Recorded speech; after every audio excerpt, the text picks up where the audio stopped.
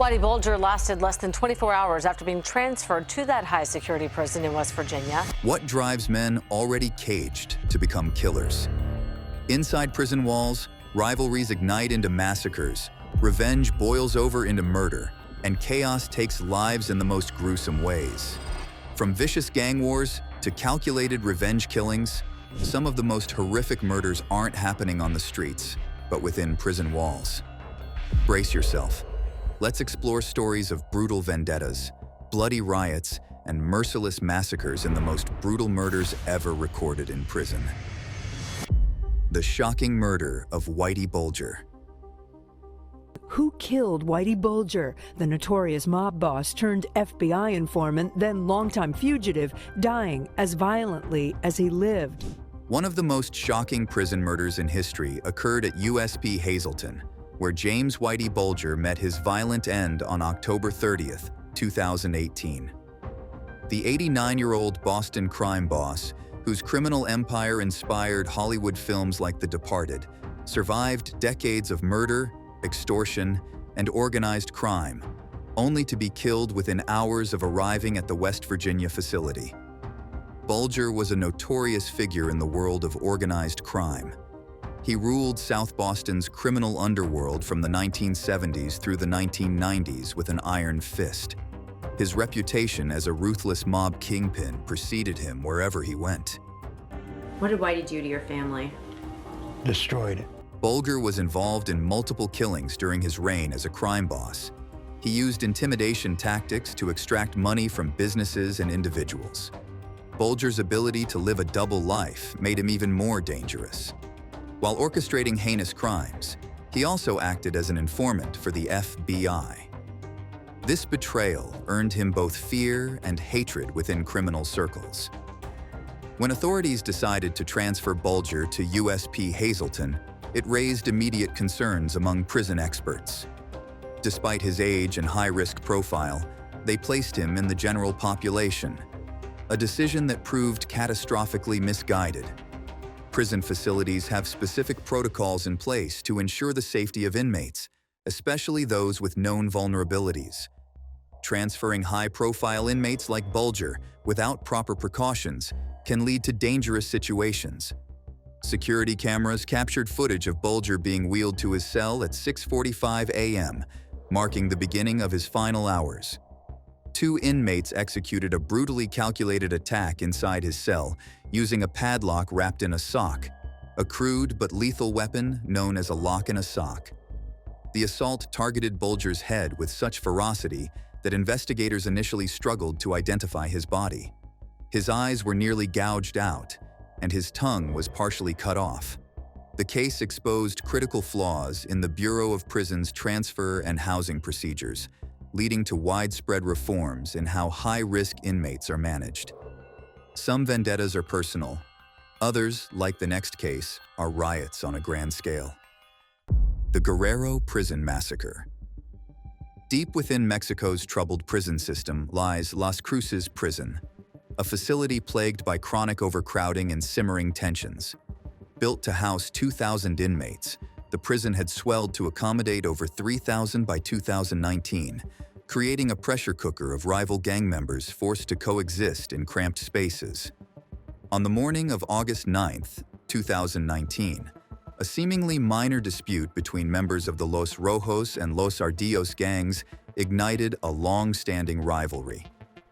What began as an argument in the prison yard quickly escalated into a violent battle. Gang members, armed with makeshift weapons such as sharpened bed springs and broken broom handles, engaged in a brutal fight. The guards, outnumbered and unprepared, could only watch as the violence spread through multiple cell blocks. The clash lasted nearly 3 hours, recording 10 inmates who lost their lives. Another 15 sustained severe injuries. Multiple fires were set throughout the facility, and 2 cells were heavily damaged. An investigation revealed systemic failures that allowed this tragedy to occur. The dense population of the prison meant 1 guard to about 100 inmates. Also, corrupt staff were accepting bribes to allow weapon smuggling. However, the massacre exposed deep-rooted issues within the Mexican prison system. Public outrage forced authorities to acknowledge the dire conditions in Las Cruces, where inmates lived in spaces designed for half their numbers. The incident sparked protests in Guerrero state, with families demanding answers about their incarcerated loved ones. Gang violence in prison has a way of boiling over, as the next case shows. Jeffrey Dahmer's gruesome end. Dahmer was cleaning a prison bathroom with 2 other inmates when suddenly one of them apparently took a broom handle and started beating Dahmer to death. The walls of Columbia Correctional Institution held one of America's most notorious serial killers, Jeffrey Dahmer, a man whose crimes sent shivers down the nation's spine. His reign of terror included the murder and dismemberment of 17 men and boys between 1978 and 1991, earning him 15 consecutive life sentences. Life behind bars proved brief for the Milwaukee cannibal.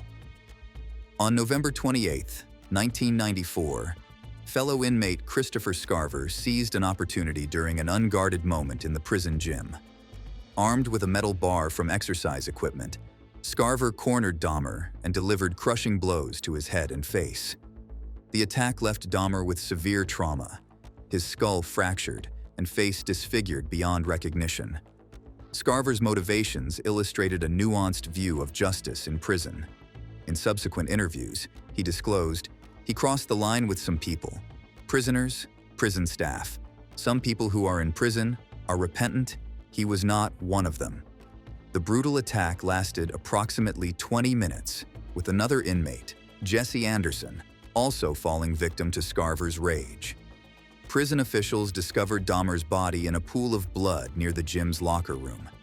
He was pronounced dead an hour after arrival at the local hospital. Columbia Correctional Institution faced harsh criticism for allowing 3 high-risk inmates to work together unsupervised, failing to provide adequate protection for notorious prisoners, and ignoring warning signs of potential violence. Prison records revealed Dahmer had been the target of multiple threats, including a failed attempt on his life when another inmate tried to slash his throat during a chapel service. The decision to place him in the general population, despite his infamy, proved fatal. Even in death, Dahmer's story pales compared to the bloodshed in Louisiana. The St. Bernard riot of 1974. Disturbing, dangerous. Anytime you put a bunch of people in one setting, there's going to be conflicts, there's going to be nerves and impatience. In Louisiana, prison gangs clashed in a deadly display of power fueled by deep-rooted rivalries that would explode into one of the deadliest prison riots in the state's history. Situated in Louisiana's humid landscape, St. Bernard Correctional Facility had become a pressure cooker of racial tensions and gang rivalries. By mid-1974, the prison population had grown increasingly volatile.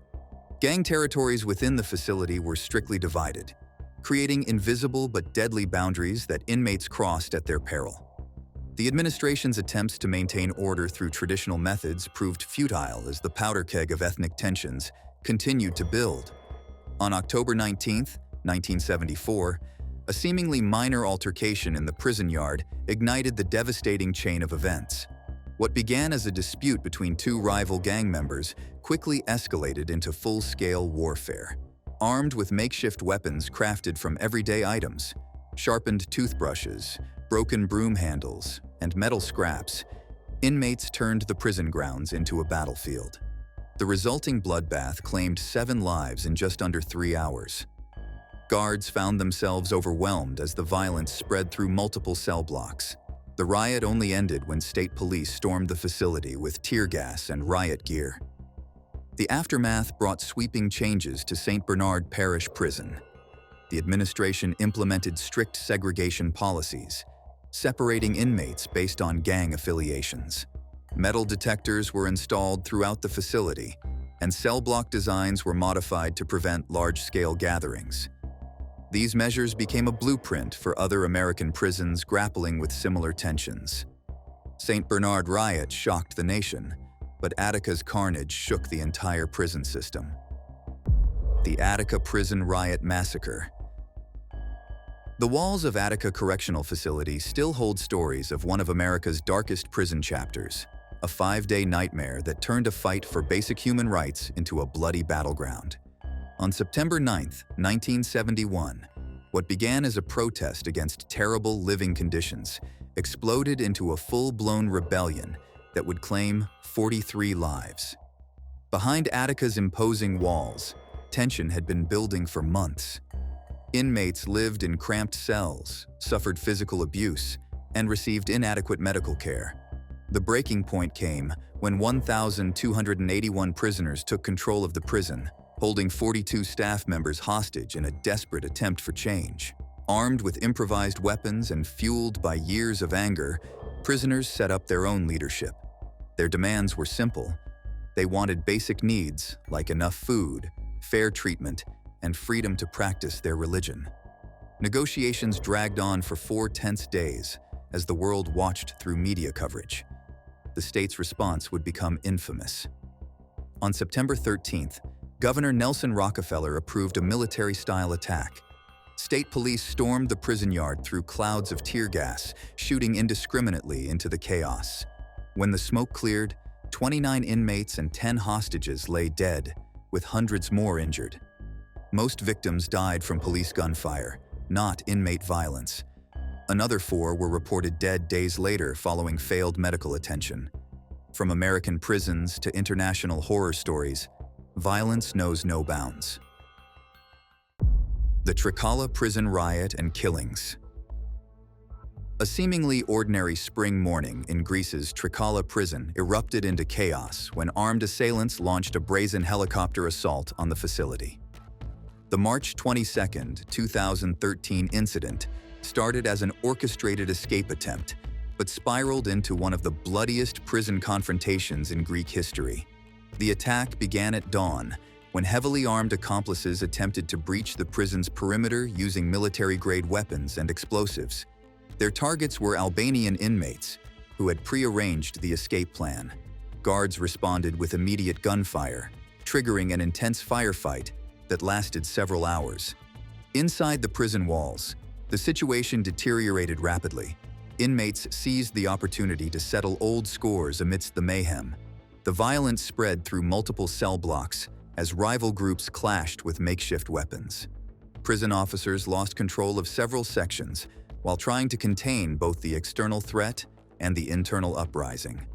The death toll mounted as the day progressed, with 2 prisoners killed in the initial crossfire, 3 inmates stabbed during internal fights, multiple severe injuries from improvised weapons, and 1 guard critically wounded.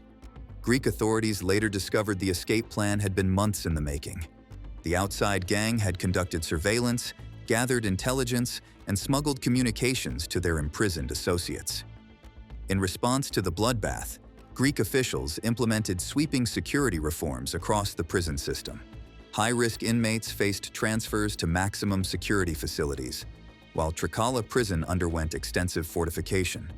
Anti-drone systems were brought in to enhance guard towers, and modernized surveillance equipment became standard features at Greek correctional facilities.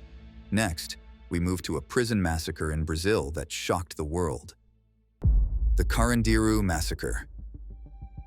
In 1992, a prison riot in São Paulo spiraled into a massacre that horrified the nation. The walls of São Paulo's Carandiru penitentiary hold memories of a brutal massacre that claimed 111 lives in a matter of hours. On October 2, 1992, what started as a prisoner dispute spiraled into an unprecedented display of police brutality that would haunt Brazil's conscience for decades. Built to house 3,500 inmates, Carandiru Penitentiary packed nearly 8,000 prisoners into its cramped cells. The powder keg of overcrowding, coupled with deplorable living conditions, ignited when a fight broke out between rival prisoner groups. The situation rapidly deteriorated as inmates seized control of Pavilion 9. The police response was swift and lethal. Armed officers stormed the facility, unleashing a wave of violence that would later be described by survivors as a systematic execution. Eyewitness accounts say prisoners were shot while surrendering, some were killed in their cells, and others were gunned down as they begged for mercy. In the wake of this massacre, 111 inmates were killed. 102 deaths came from gunshot wounds, while 515 bullets were fired, resulting in 0 police casualties. With the number of bullets fired, reporters suggested that the casualties were more than the figure put out there. The aftermath revealed disturbing details.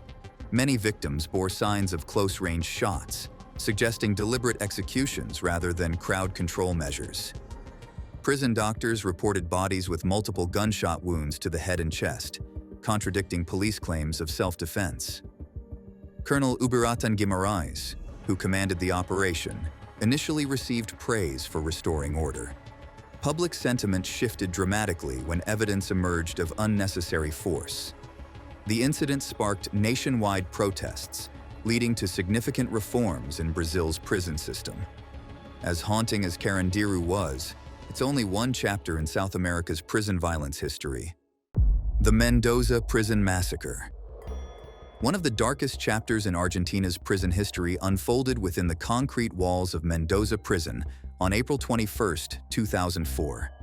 A devastating explosion of human suffering erupted into an uncontrollable firestorm, resulting in the tragic loss of 32 lives in ways that are almost too horrific to comprehend.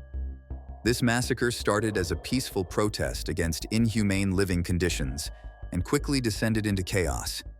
Inmates, crammed like sardines in cells meant for half their numbers, reached their breaking point. The prison, originally built to accommodate 600 inmates, was overflowing with nearly 1,600 desperate individuals.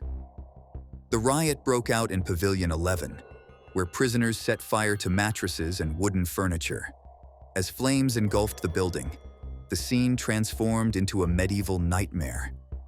Guards, overwhelmed by the sudden uprising, lost control of the situation. The fire spread rapidly, trapping dozens in their cells. Investigations revealed that many victims were found with their hands bound, suggesting premeditated violence among rival prison factions. Certain bodies exhibited evidence of horrific mutilation, illustrating a scene of primal vengeance executed amidst the turmoil. Key findings from the subsequent investigation revealed that multiple victims died from smoke inhalation while locked in their cells. Also, several bodies showed evidence of stab wounds and blunt force trauma. Prison staff failed to follow emergency protocols during the crisis, and basic fire safety equipment was either missing or non-functional.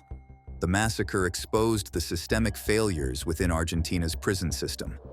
Severe understaffing, inadequate training, and corruption had created a perfect storm of negligence. In the aftermath of this tragedy, human rights organizations documented numerous violations of basic human dignity, from lack of medical care to insufficient food rations. The stories grow darker, and the next one from Central America proves it. The El Porvenir Prison Massacre.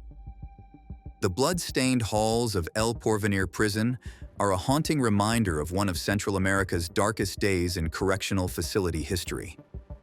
On April 5, 2003, the facility transformed into a battleground as members of MS-13 and 18th Street gangs unleashed unprecedented savagery upon each other. The bloodbath began in the early hours when rival gang members armed themselves with makeshift weapons. It quickly spiraled into chaos as 68 inmates lost their lives in ways almost too gruesome to describe. Bodies were found burned beyond recognition, dismembered, and bearing signs of torture that shocked even hardened prison officials. MS-13 members, recognizable by their distinctive tattoos, had reportedly planned the attack for weeks. They fashioned weapons from metal bed frames, gathered flammable materials, and waited for the perfect moment to strike. The 18th Street gang members, caught off guard, but equally violent, retaliated with matching brutality. The prison guards' response proved woefully inadequate. Many later admitted they were overwhelmed by the scale and intensity of the violence. Some inmates were trapped in their cells as fires spread through the facility, while others met their end in the prison yard amid scenes of unimaginable carnage. As we move from Central America to South America, prison violence takes on a terrifying new form: the Manaus prison massacre.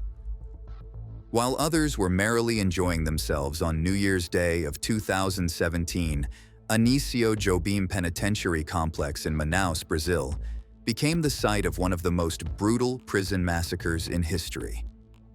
This overcrowded facility, designed to hold 454 inmates, was home to nearly triple that number, with 1,244 prisoners crammed inside. Rival drug gangs, the First Capital Command, PCC, and the Family of the North, FDN, turned New Year's Day into a 17-hour nightmare. The FDN members, armed with improvised weapons and driven by a territorial power struggle, launched a calculated attack against their PCC rivals. What followed was an act of brutality that shocked even the toughest prison officials. Bodies were decapitated, hearts were ripped out, and limbs were scattered across blood-soaked hallways.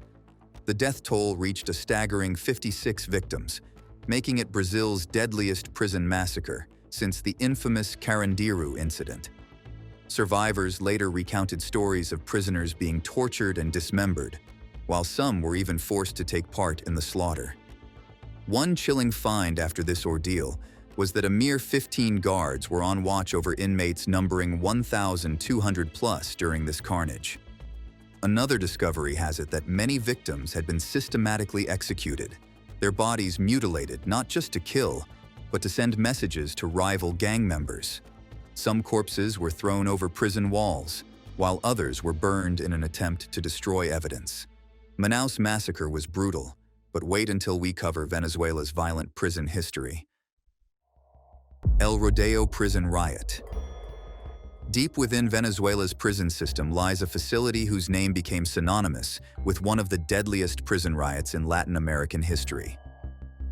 The year 2011 marked a dark chapter in this notorious institution's history, as simmering tensions between rival gangs exploded into unprecedented violence. El Rodeo's reputation preceded the bloodshed. The facility strained under the weight of over 3,500 prisoners for a 750-capacity prison, creating a pressure cooker of human conflict. Armed gangs, known as prains, ruled different sections of the prison, turning cell blocks into personal fiefdoms where they extorted fellow inmates and controlled the flow of weapons, drugs, and other contraband. The riot erupted on June 12, 2011, when a dispute over territory escalated into full-scale warfare. Inmates wielded automatic weapons, grenades, and even improvised explosives. The initial clash lasted 27 days, claiming 22 lives and leaving dozens wounded. Guards abandoned their posts as prisoners seized control of multiple buildings, transforming the facility into a battleground. National Guard troops attempted to restore order, but their intervention sparked another wave of violence. Prisoners took hostages, using them as human shields while negotiating with authorities. The situation deteriorated as fires broke out across the complex, sending plumes of black smoke into the sky. By the time authorities regained control, the death toll had risen to 27. Hundreds of weapons were seized, including military-grade firearms that had no business being inside a prison. Venezuela has seen its share of riots, but Alcatraz prison violence is in a league of its own. The deadly vendetta at Alcatraz. In 1946, Alcatraz Federal Penitentiary became the site of one of America's most terrifying prison confrontations. This event, known as the Battle of Alcatraz, unfolded when 6 desperate inmates planned a bold escape attempt that turned the supposedly impenetrable fortress into a scene of bloodshed. Bernard Coy, a bank robber serving 25 years, was the mastermind behind this operation. His thin physique enabled him to slip through the bars of the gun gallery after using a homemade device to widen them.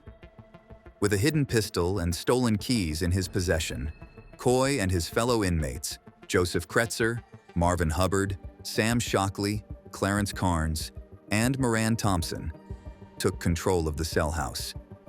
However, their plan quickly fell apart when they couldn't find the right key to open the recreation yard door. Left with no way out, the situation escalated into a brutal 48-hour standoff.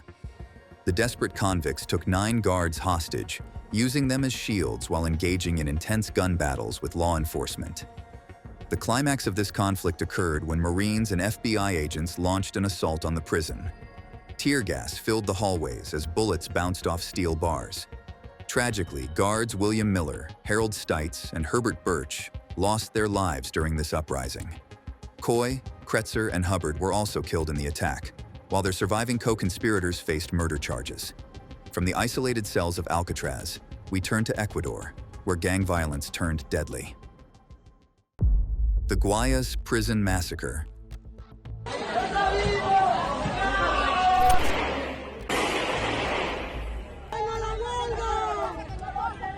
On September 28, 2021, Ecuador's largest prison complex, Guayas 1 prison in Guayaquil, witnessed a horrific scene with blood-stained walls and dismembered bodies. This incident became one of the deadliest prison massacres in Latin American history. The violence erupted in the early hours when rival drug gangs Los Lobos and Los Choneros unleashed unprecedented brutality against each other. Armed with guns, machetes, and explosives smuggled into the facility, inmates transformed prison blocks into war zones. The resulting carnage left 118 prisoners dead, with dozens beheaded and mutilated. Prison officials discovered bodies scattered across multiple cell blocks, some showing signs of torture. The savage nature of the killings shocked even veteran law enforcement officers. Inmates had been dismembered, burned, and hanged. Reports revealed that prisoners were moving freely between cells, coordinating attacks with military-like precision. The root cause stemmed from Ecuador's position as a crucial drug trafficking route. As Mexican cartels expanded their influence in the country, prison gangs fought viciously for control of drug distribution networks both inside and outside prison walls. But gang violence in prison isn't just an Ecuadorian issue. The Alacranes prison killings.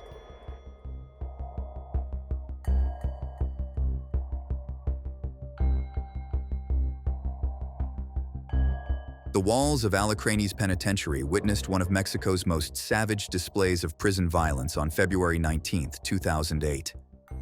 What started as a typical morning in this maximum security facility quickly descended into chaos when rival gang members unleashed their fury upon each other in a deadly power struggle. 10 inmates lost their lives in what prison officials later described as a calculated and coordinated attack. The violence erupted during breakfast hours when members of the Los Zetas cartel clashed with their rivals from the Gulf cartel. Armed with makeshift weapons crafted from prison materials such as sharpened bed springs, broken mirror shards, and crude knives fashioned from metal scraps, the inmates engaged in a brutal close-quarters battle.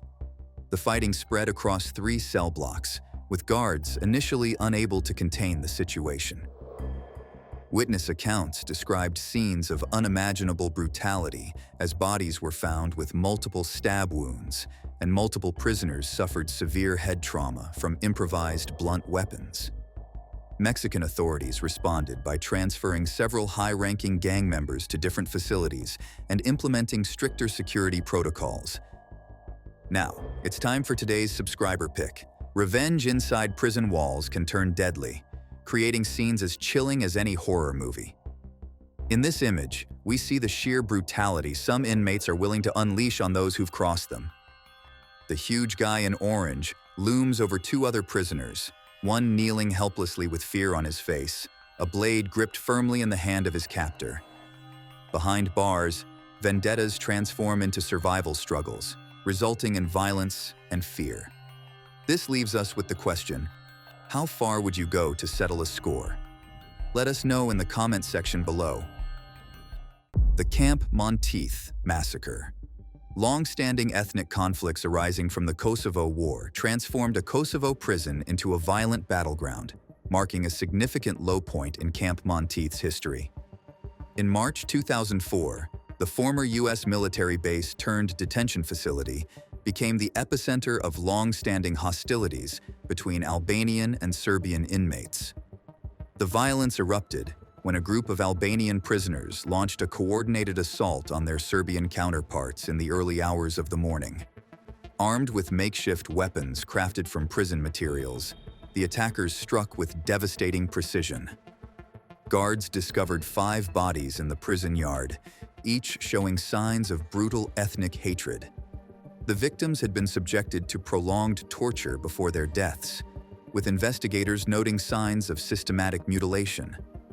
3 additional inmates died from their injuries in the following days, despite desperate attempts to save them through medical intervention. In the bloody aftermath, prison authorities found a network of underground communication channels between inmates, exposing how the attack had been carefully planned over several months. The attackers had taken advantage of surveillance gaps to coordinate their movements and stockpile weapons. The brutality of the Camp Montith killings sent shockwaves through Kosovo's criminal justice system. International peacekeeping forces intervened to enforce strict segregation policies and enhance security measures. If you thought that was brutal, wait until you hear about Mexico's infamous prison. The La Mesa prison massacre. La Mesa prison in Tijuana became the site of a violent eruption, transforming a peaceful protest against dire living conditions into one of the deadliest riots in Mexican history and leaving a lasting impact on the country's prison system. The overcrowded facility, meant to hold 2,000 inmates, housed nearly 8,000 and had been experiencing rising tensions for months.